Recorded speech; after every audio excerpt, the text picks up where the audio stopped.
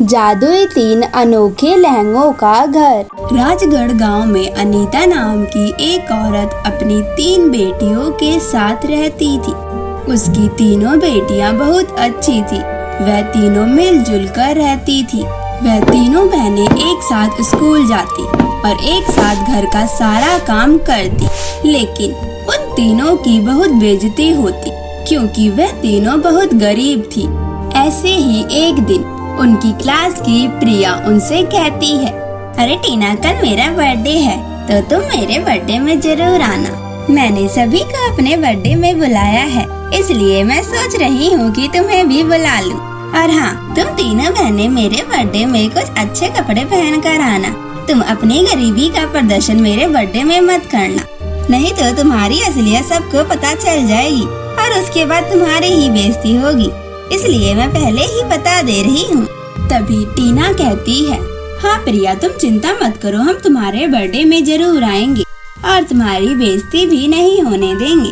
अरे टीना, तुम ये क्या कह रही हो? मेरी बेइज्जती तो नहीं होगी, लेकिन तुम तीनों बहनों की जरूर हो जाएगी। सीमा, तुम ही इसे को समझाओ अपनी बहन को। तब सीमा कहती है, हाँ, हम सब तुम्हारे बर्थडे में जरूर आएंगे, तुम चिंता मत करो। और कुछ देर बाद स्कूल की छुट्टी हो जाती है और तीनों बहनें टीना, मीना और सीमा घर जाने लगते हैं और रास्ते में बातें भी करते हैं। तभी मीना कहती है, दीदी, आपने प्रिया को तो बोल दिया, लेकिन हम क्या करेंगे? हम कैसे अपने लिए अच्छी सी ड्रेस खरीद के लाएंगे, वो भी 3। तब टीना कहती है, अरे तुम चिंता मत करो, आज माँ को उनकी तनख्वाह मिलेगी तो हम थोड़े से पैसे माँ से मांगकर अपने लिए कुछ कपड़े ले आएंगे। हाँ दीदी, तुम सही कह रही हो। और फिर तीनों बहनें अपने घर पहुँच जाती हैं और मिलजुल कर घर का सारा काम करने लगती हैं। और शाम होते ही अनीता घर आ जाती है। अपनी माँ को देखकर टीना बहुत खुश हो जाती है और वह अपनी माँ से कहती है, माँ, हमें कुछ पैसों की जरूरत है, क्या आप हमें थोड़े पैसे दे सकती हो? हाँ बेटी, मुझे आज मेरी तनख्वाह मिली है तो तुम थोड़े से पैसे ले सकती हो, लेकिन मैं तुम्हें ज्यादा पैसे नहीं दे सकती हूँ, इसलिए तुम्हें थोड़े से पैसों में ही काम चलाना होगा। तभी सीमा कहती है, हाँ माँ, कोई बात नहीं, हम तीनों बहनों का काम थोड़े में ही हो जाएगा, आप इस बात की चिंता मत करो, हम ज्यादा पैसे खर्च नहीं करेंगे। मेरी प्यारी बेटियाँ मेरी सारी मजबूरी समझती है और थोड़े में भी अपना गुजारा कर लेती हैं। ऐसी बेटियां भगवान सबको दे। मैंने जरूर पिछले जन्म में कोई पुण्य किया होगा जो मुझे इस जन्म में उसका फल मिल रहा है, लेकिन मैं अपनी बेटियों को खुश नहीं रख पाती हूँ, न ही उन्हें उनकी पसंद के कपड़े और उन्हें कोई दूसरी चीज दिला पाती हूँ। मुझे इस बात का बहुत दुख है। ये सुनकर तीनों बहनें बहुत दुखी हो जाती हैं कि तभी सीमा कहती है, अरे माँ, आप इतने दुखी क्यों हो रही हो? हमारे पास जितना है हम उसमें खुश हैं, तो आप इतनी चिंतित क्यों हो? तब टीना कहती है, हाँ माँ, खाना रखा हुआ है, आप खाना खा लेना। हम तीनों बहनें अपने लिए कपड़े लेने जा रहे हैं क्योंकि कल हमें प्रिया की बर्थडे पार्टी में जाना है। और फिर तीनों बहनें अपने लिए कपड़े लेने बाजार पहुँच जाती है। वहाँ पर वह सस्ते 3 ड्रेसेस खरीद लेती हैं क्योंकि उनके पास पैसे बहुत कम होते हैं, इसलिए वह ज्यादा अच्छी ड्रेसें नहीं खरीद पाती हैं। लेकिन वह उन तीनों ड्रेसों को खरीद कर बहुत खुश थी और वह उन कपड़ों को लेकर घर आ जाती हैं। और अगले दिन तीनों बहनें उन ड्रेसों को पहनकर प्रिया की बर्थडे पार्टी में जाती हैं। वह तीनों बहनें जैसे ही उस बर्थडे पार्टी में पहुंचती हैं, वैसे ही प्रिया उन्हें देख लेती है और वह उनके पास आती है और उनसे कहती है, टीना, मीना, सीमा, मैंने तुम्हें पहले ही कहा था कि तुम अपने लिए कोई अच्छी सी ड्रेस पहन कर आना। ये तुम जैसे गरीबों की पार्टी नहीं है जो तुम कुछ भी पहन कर आ गई। तुम मेरी बेइज्जती कराओगी। मैंने तो अपने पैर पे कुल्हाड़ी मार ली तुम्हें बुला के। तभी प्रिया की माँ भी वहाँ आ जाती है और वह तीनों बहनों को देखकर कहती है, अरे बेटा, ये इतने गरीब लोग कौन हैं? अभी तो पार्टी शुरू भी नहीं है और ये लोग पहले ही आ गए। कहीं तुमने तो इन तीनों को नहीं बुलाया? क्योंकि ऐसे तो इस पार्टी में कोई भी नहीं घुस सकता।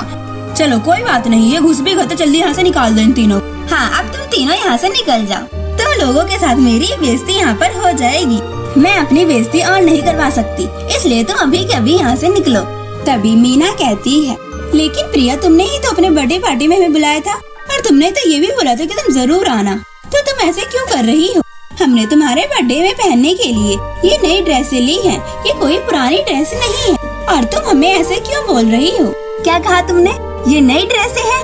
ऐसी ड्रेसें तो हमारे घर के नौकर भी नहीं पहनते, तो मैं कैसे मान लूं ये नई ड्रेसें हैं? जरूर तुम किसी भिखारी से छीन कर लेके आ गई होगी और मेरे सामने झूठ बोल रही हो। चलो अब मुझे तुम तीनों बहनों की एक बात नहीं सुननी और तुम तीनों बहनें यहाँ से निकलो, नहीं तो मैं अपने नौकरों से कहकर तुम तीनों को बाहर निकलवा दूंगी।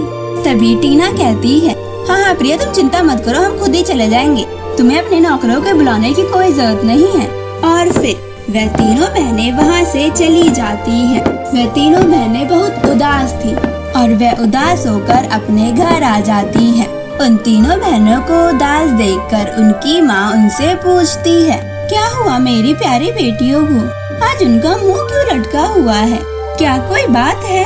आज तुम तीनों तो अपने दोस्त के बर्थडे पार्टी में गई हुई थी, वहाँ पर तुम्हें मजा नहीं आया क्या, जो तुम इतनी उदास हो? तब सीमा कहती है, माँ ऐसी बात नहीं है। तो क्या बात है मेरी प्यारी बेटियों, तुम इतनी उदास क्यों हो? मुझे अभी बताओ। सब तीनों बहनें अपनी माँ को सारी बात बता देती हैं, जिसे सुनकर उसकी माँ को भी बहुत दुख होता है और वह अपने मन में कहती है, मैं कैसी माँ हूँ जो अपनी बेटियों की भी छोटी छोटी ख्वाहिशें भी पूरी नहीं कर पाती हूँ। ये सब सोचकर अनीता बहुत दुखी हो जाती है, लेकिन वह कुछ भी नहीं कर पाती है और अगले दिन अनीता की तबीयत खराब हो जाती है, जिसकी वजह से वो काम पर नहीं जा पाती है, जिसे देख उसकी बेटी टीना कहती है, माँ आपकी तबीयत तो बहुत ज्यादा खराब है, मैं आपके लिए अभी दवाई ले आती हूँ। टीना घर में जो पैसे होते हैं उन पैसों से अपनी माँ के लिए दवाई लेकर आ जाती है, लेकिन अनीता की तबीयत ठीक होने का नाम ही नहीं लेती है और धीरे धीरे तबीयत बिगड़ने लगती है और उनके पास अब इतने पैसे भी नहीं थे कि वो अपनी माँ का इलाज एक अच्छे अस्पताल में करा सके। उनके पास अब खाना खाने के लिए अनाज भी नहीं था, न ही अनाज लेने के लिए पैसे। इसलिए अनीता अपनी तीनों बेटियों से कहती है, बेटी तुम तीनों पास के जंगलों में जाओ, जहाँ तुम्हें कुछ लकड़ियाँ मिल जाएंगी, जिन्हें तुम बेचकर आज का खाना बना लेना। मुझे तुम्हें भूखा देखा नहीं जा रहा है, क्या करूँ, मेरी तो उठने की भी हालत नहीं हो रही है, नहीं तो मैं तुम्हारे लिए जरूर कुछ कर देती। और उसके बाद तीनों बहनें पास के जंगल में लकड़ियाँ ढूंढने जाती हैं। बहुत देर तक ढूंढने के बावजूद भी उन्हें एक भी सूखी लकड़ियाँ और अच्छी लकड़ियाँ नहीं मिलती हैं, जिससे दुखी होकर मीना कहती है, दीदी हम ऐसे लकड़ियाँ ढूंढते रहेंगे तो हमें एक भी लकड़ियाँ नहीं मिलेंगी और मुझे तो नहीं लगता यहाँ पर एक भी लकड़ियाँ होंगी। हम तीनों यहाँ पर कब से ढूंढ रहे हैं पर हमें एक भी लकड़ियाँ नहीं मिली है। अगर हमें आज लकड़ियाँ नहीं मिली तो आज हमें फिर से भूखा ही सोना पड़ेगा। तब टीना कहती है, हाँ मीना तुम सही कह रही हो, अगर हमें आज लकड़ियाँ नहीं मिली तो हम भूखे ही सोएंगे। तभी सीमा को कुएं के किनारे एक आम का पेड़ दिखाई देता है, जिसे देखकर वह बहुत खुश हो जाती है और अपनी बहनों से कहती है, अरे ये देखो ये आम का पेड़ है, चलो हम यहाँ से कुछ आम तोड़ लेते हैं और माँ के लिए भी ले लेंगे। आज हमें भूखा तो नहीं सोना पड़ेगा, हम कुछ खा के ही सो जाएंगे। हाँ तुम सही कह रही हो। फिर तीनों बहनें कुएं के पास जाती हैं, लेकिन उस आम के पेड़ पर कुछ ही आम देखकर वह तीनों बहनें उदास हो जाती हैं और मीना कहती है, अरे दीदी ये तो बहुत कम आम है, इससे तो हमारा पेट तो भरेगा ही नहीं, हम तो 4 लोग हैं। हाँ मीना तुम सही कह रही हो, लेकिन कोई बात नहीं, हम इतना ही खाकर पेट भर लेंगे और थोड़ा माँ के लिए भी बचा लेंगे। फिर वह तीनों बहनें मिलकर वह आम तोड़ लेती हैं कि तभी पास के कुएं में से आवाज आती है, कृपया करके तुम तीनों बहनें ये आम मुझे दे दो, मुझे बहुत तेज भूख लगी है, मुझ पे थोड़ी दया करो। ये आवाज सुनकर तीनों बहनें डर जाती हैं और टीना हिम्मत कर कर कहती है, तुम कौन हो? हमें दिखाई क्यों नहीं दे रहे हो? मैं ये जादुई कुआं हूँ जो तुम्हारे बगल में हूँ। मुझे बहुत तेज भूख लगी है, इसलिए मैं तुम तीनों बहनों से बहुत विनती करता हूँ कि तुम ये आम मुझे दे दो। उसके बदले मैं तुम्हारी मदद जरूर करूँगा। अच्छा ठीक है, तुम ये आम ले लो और इन्हें खा लो। तुम्हें हमारी मदद करने की कोई जरूरत नहीं है, क्योंकि हमें पता है तुम झूठ बोल रहे हो। तुम्हें भूख लगी है, इसलिए तुम हमसे झूठ बोल रहे हो कि तुम एक जादुई कुएं हो और तुम हमारी मदद करोगे। हमें तुम्हारी भूख का अंदाजा है, इसलिए तुम ये खा लो। हम कोई और पेड़ ढूंढ लेंगे अपने लिए। फिर वह तीनों बहनें वह सारे आम उस कुएं में डाल देती हैं और तब वह कुआं कहता है, सुनो तुम तीनों बहनें, तुम बहुत अच्छी और दयालु हो और तुमने मेरी भूख मिटाई है, इसलिए मैं तुम्हें एक इनाम देना चाहता हूँ। ये लो, ये 3 जादुई लहंगों का घर। एक घर तुम तीनों का है। तुम तीनों की इच्छा ये जादुई लहंगे का घर जरूर पूरी करेगा और तुम्हारी जिंदगी बहुत खुशहाल बना देगा। तुम्हें किसी भी चीज की जरूरत नहीं पड़ेगी, लेकिन तुम्हें इस जादुई लहंगे के घर पर कोई भी घमंड नहीं करना होगा और इसका अच्छे से ख्याल रखना होगा। वह तीनों बहनें उस जादुई लहंगे को घर को पाकर बहुत खुश हो जाती हैं और उस जादुई लहंगे के घर से टीना कहती है, हे जादुई लहंगे, तुम मेरे घर के पीछे स्थापित हो जाओ। टीना के यह बोलते ही जादुई लहंगों का घर उनके घर के पीछे स्थापित हो जाता है और वह जब घर आती है तो अपनी माँ को लेकर उस जादुई लहंगे के घर में जाती है और मीना अपने जादुई लहंगे के घर से कहती है, हे जादुई लहंगे, मेरी माँ की तबीयत को अच्छी कर दो और वो पहले जैसी हो जाए। मीना के ये कहते ही उसकी माँ अनीता बहुत अच्छी हो जाती है, बिल्कुल पहले जैसी। और ऐसे करते करते तीनों बहनों की सारी ख्वाहिशें पूरी हो जाती हैं और वह अमीर बन जाती हैं। अब उनकी गरीबी का मजाक कोई नहीं उड़ाता और वह तीनों बहनें उस जादुई लहंगे के घर की मदद से अपने जैसे कई गरीबों की मदद करती, ताकि उन जैसे लोगों की बेइज्जती कोई ना कर सके और वो लोग भी एक अच्छा जीवन व्यतीत कर सके। एक बार की बात है, एक परियों का देश था जहाँ पर बहुत सारी परियां रहती थी। उन्हीं में से एक कोमल नाम की परी थी। वह बहुत सुंदर थी। उसे मेकअप करने का शौक था। उसके पास एक जादुई आईना भी था।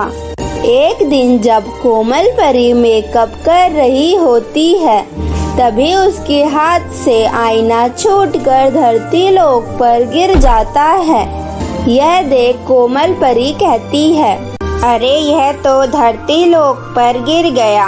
अब इसे लेने के लिए धरती लोक पर जाना पड़ेगा, पर मैं आज नहीं जाऊंगी, मैं कल जाऊंगी। वहाँ धरती लोक पर सोनम अपने सौतेली माँ कमला और बहन रानी के साथ रहती थी। सोनम की माँ की मृत्यु बहुत सालों पहले बीमारी के कारण हो गई थी।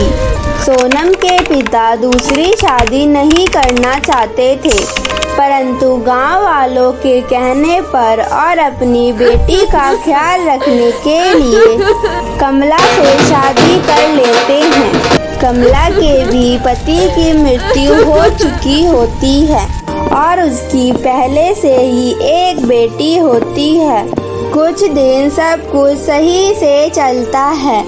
कमला सोनम का भी ख्याल रखती, पर उसके बाद कमला सोनम से घर के सारे काम कराने लगती और कमला सोनम से कहती है, अगर तूने कुछ भी अपने बाप से बोला तो मैं तुझे घर से बाहर निकाल दूंगी। और जब भी सोनम के पिता रामू घर पर आते, तब कमला उससे हमेशा पैसे मांगती। रामू घर आता तब कमला उससे कहती, अरे आ गए खाली हाथ, घर में खाने के लिए कुछ भी नहीं है, बच्चों की फीस भी भरनी है, किसी भी बात की चिंता ही नहीं रहती, बस खाली हाथ लेकर चले आते हैं। अरे भाग्यवान, काहे इतना गुस्सा कर रही हो? कुछ दिनों में पैसे मिल जाएंगे, फिर खाने का सामान ले आना और बच्चों की स्कूल की फीस भर देना। अरे तुम्हारी सैलरी भी कितनी है जो ये सारे खर्चे पूरे हो जाएंगे? अरे कोई बात नहीं, थोड़े में भी खर्चा चलता है, तुम इतने में ही गुजारा कर लो। हाँ, तुम तो कहोगे ही ना। ऐसे ही दिन बीतते गए। कमला रोज इसी बात पर बहस करने लगी। यह सब देखकर रामू फैसला करता है कि वह रात को भी काम करेगा ताकि अपना घर चला सके। रामू दिन रात काम करने लगा, जिसकी वजह से वह घर नहीं जा पाता और उसकी तबीयत दिन प्रतिदिन खराब होती गई। इसीलिए मालिक ने उसे कुछ दिनों के लिए उसे छुट्टी पर घर भेज दिया और मालिक उसकी सैलरी उसके घर भिजवा देता था। जब रामू घर जाने लगा तब मालिक ने उसे एडवांस भी दिया ताकि रामू अपना इलाज करा सके। जब रामू अपने घर पहुंचता है तब उसकी बेटी सोनम अपने पिता को देखकर बहुत खुश होती है, परंतु उसकी पत्नी कमला यह देखकर बहुत गुस्सा होती है। पर वह सोचती है और सोचते हुए कहती है, पहले जो पैसे हैं वो तो ले लूं, तब इसको बताऊंगी। कमला रामू के पास जाती है और कहती है, अरे आप आ गए, आपको क्या जरूरत थी नाइट ड्यूटी करने की? रामू कुछ नहीं कहता और वह जाकर सो जाता है। रामू जब सो जाता है, कमला रामू के वह सभी पैसे लेकर रख लेती है और सुबह जब रामू सोकर उठता है उसे चक्कर आता है और वह उसी वक्त मर जाता है। उस दिन से कमला अपने घर के सभी काम सोनम से करवाने लगती है और सोनम से खेत का भी काम करवाया करती। लेकिन सोनम अपनी पढ़ाई छोड़ती नहीं है और ऐसे ही दिन बीतते गए। सोनम कॉलेज में पहुंच जाती है और एक दिन जब सोनम पढ़ रही होती है तब उसकी माँ कमला कहती है, आज पानी कौन लाएगा? तभी सोनम कहती है, माँ मैं आज पानी लेने नहीं जा पाऊंगी क्योंकि कल मेरा पेपर है और आप आज रानी को पानी लेने के लिए भेज दो। क्या कहा, मेरी बेटी जाएगी पानी लेने? तू क्या करेगी? तेरा बाप इतने पैसे नहीं छोड़ के गया जो तुझे मैं पढ़ा सकूं। ठीक है माँ, मैं ही चली जाती हूँ। फिर सोनम अपना मटका लेकर पानी लेने चली जाती है। वह पानी लेकर आने लगती है, तभी उसे एक आईना कुएं के बगल में गिरा हुआ दिखाई देता है। वह उसे लेकर घर जाने लगती है। रास्ते में उसे एक परी मिलती है। उससे पूछती है, क्या तुमने मेरा आईना देखा है? मेरा आईना यहीं कहीं गिरा था। हाँ, शायद यह आपका ही आईना है जो मुझे यहाँ पर गिरा मिला। सोनम परी का आईना वापस कर देती है। कोमल परी उस आईने को अपने हाथ में लेकर सोनम की सारी परेशानियाँ देख लेती है और उसे सोनम को देते हुए कहती है, यह एक जादुई आईना है, इससे तुम्हारी सारी परेशानियाँ दूर हो जाएगी और तुम जो कुछ इस आईने से मांगोगी वो तुम्हें मिल जाएगा। सोनम अपने घर जाती है और सबसे पहले कमरे में जाकर उस आईने से कहती है, मुझे एक घर चाहिए। और वह जब खिड़की के बाहर देखती है तो उसे एक घर दिखाई देता है। वह घर में चली जाती है उस आईने से फिर से किताब मांगती है और उसे किताबें भी मिल जाती है। उस दिन से वह उसी घर में रहने लगती है। और इधर दूसरी तरफ रानी अपनी माँ कमला से कहती है, माँ अभी तक सोनम घर नहीं आई। अरे कोई बात नहीं, अभी तक नहीं आई, क्या पता कहीं कुएं में गिर गई हो और वहीं मर गई हो, कम से कम उससे पाला तो छूटा। और कुछ दिनों बाद रानी सोनम को अपने बगल वाले घर में देखती है और वह जल्दी से अपनी माँ को कहती है, माँ सोनम तो उस बगल वाले घर में रह रही है, उसे यह घर किसने दिया और उसके पास इतने सारे पैसे कहाँ से आए। वो दोनों मिलकर फैसला करती हैं कि वो दोनों चुपके से खिड़की से देखकर सारी बातों का पता लगाएंगे। और वो दोनों ऐसा ही करते हैं। तब उन्हें पता लगता है कि यह सब एक जादुई आईने का कमाल है। और कमला कहती है, हम रात में जाकर उस आईने को चुरा लेंगे। तब वह दोनों रात में जाती हैं और कमला सोनम का तकिए से मुंह दबाती है। मुंह दबाकर मारने की कोशिश करती है।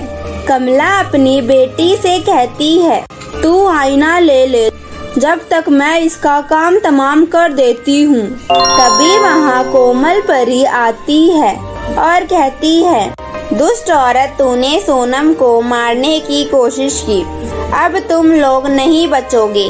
कोमल परी दोनों को उल्टा लटका देती है। तब सोनम परी से कहती है, इन्हें कुछ मत कीजिए, यह मेरी माँ और बहन है। यह सुनकर परी उन दोनों को नीचे उतार देती है और दोनों माँ बेटी सोनम से माफी मांगने लगती हैं।